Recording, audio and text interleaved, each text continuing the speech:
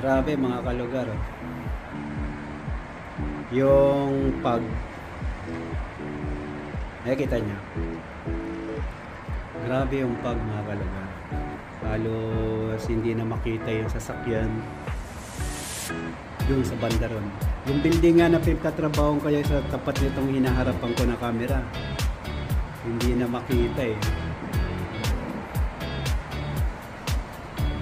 Nakikita itong mga nandito sa baba, yan yung mga kita ito sakyan.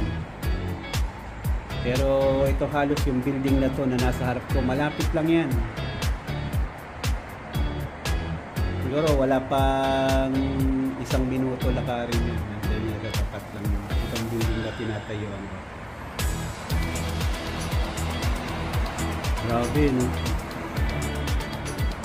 Dito kasi ako sa nililinis ako sa Martel.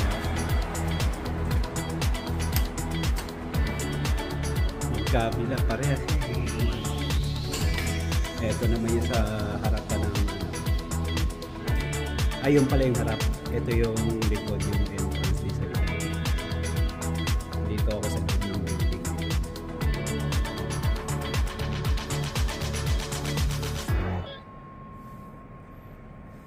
Grabe, no? Tapos ano,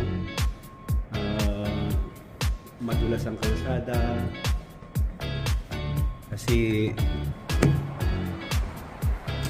kita nyo naman may snow. Yung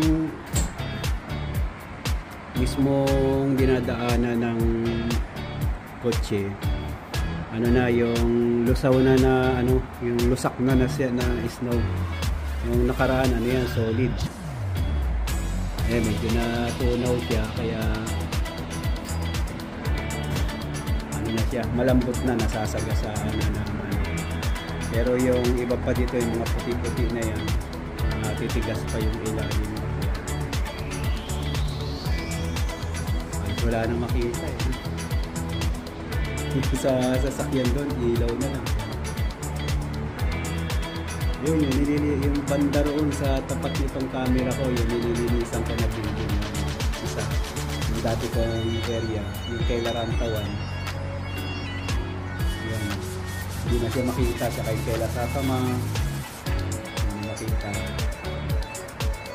Magkakatabi lang yun. Pasok na ako, nabibig.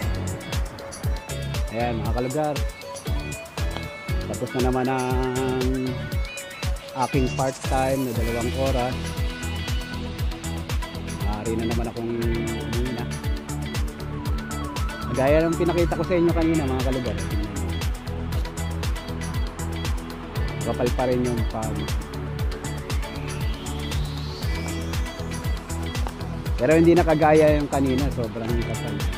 O baka sa bagay kasi nandito na ako sa baba, kasi doon sa taas parang pag tinignan mo napakakapal.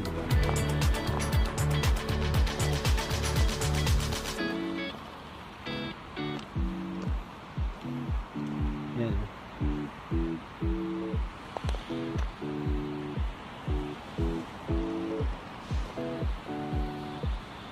Yan, dito ako nagtatrabaho sa building na yan.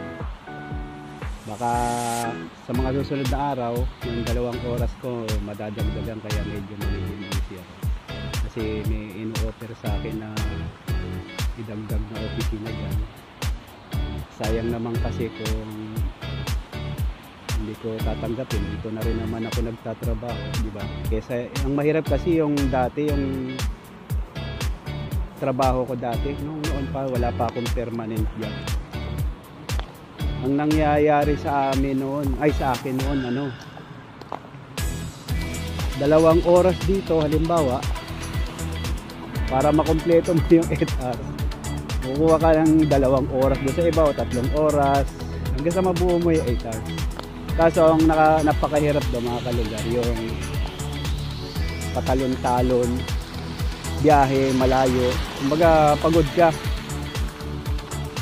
Tapos naging estudyante pa ako noon, yung sa Finnish language. Kaya ngayon, nung nagkaroon ng ano bang yung school training, kaya napunta ako doon sa ano, yung libre yon, walang sahod yon. Na-recommenda ako magtrabaho doon sa mga restaurant, kagaya yung sa Linan Maki, tapos sa iba pa sa mga yung Auto Koreamo. Hindi man ako mekaniko, naglilinis-linis lang ako doon. Pero walang bayad yon kasi part yun ng ano, ng pag-aaral namin para matuto kami makipag-usap ng Chinese. Noong napunta ako sa restaurant, ayun na, may isang manager na nag-offer sa akin ng permanent job kasi nagustuhan yung trabaho natin, nasipag kasi tayo. Siyempre, kailangan natin magsipag, kailangan natin makahanap ng ano permanent. Yun na, nakakuha ako ng ano, permanent, dun lang sa isang area, hindi yung patalon-talon ka. Kaya nung nakakuha na ako ng permanent job sa isang company lang, ginawasan ko na yung ano, yung mga 2 hours na part-time. Kaya iniwan ko na ng tuluyan. Tapos kumukuha pa rin naman ako kahit na meron akong full-time. Kumukuha pa rin naman ako sa ibang kumpanya kagaya nito. Nandun ako sa permanent company. Full-time ako doon, tapos meron akong kinuha na permanent, part-time naman, 2 hours. Sayang din kasi.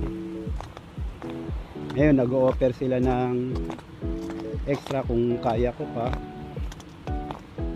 kaysa naman na ano, andyan lang din sa loob din ng building kaya ginrab ko na yung opportunity. Sayang din yun, talagang malamig, masakit sa kamay kasi ako mahilig magdala ng gloves Pero ngayon tingnan niyo yung kalsada, wala na siyang snow, pero nakasuot pa rin akong spikes sa aking sapatos kasi may ilang part ng kalsada na akala mo pasalang pero yung pala yelo na makintab na baka bumalintong na naman tayo.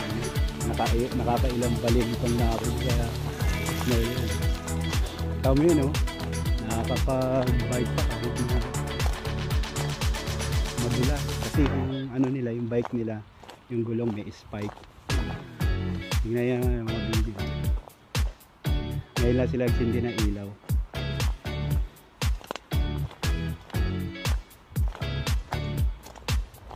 Ano mga kalugar, maraming salamat po sa mga nagsusubscribe po sa aming channel, nanonood ng aming video. Shoutout po sa inyong lahat. At maraming salamat po sa pagsubaybay po sa aming video. Job luck. Bye bye!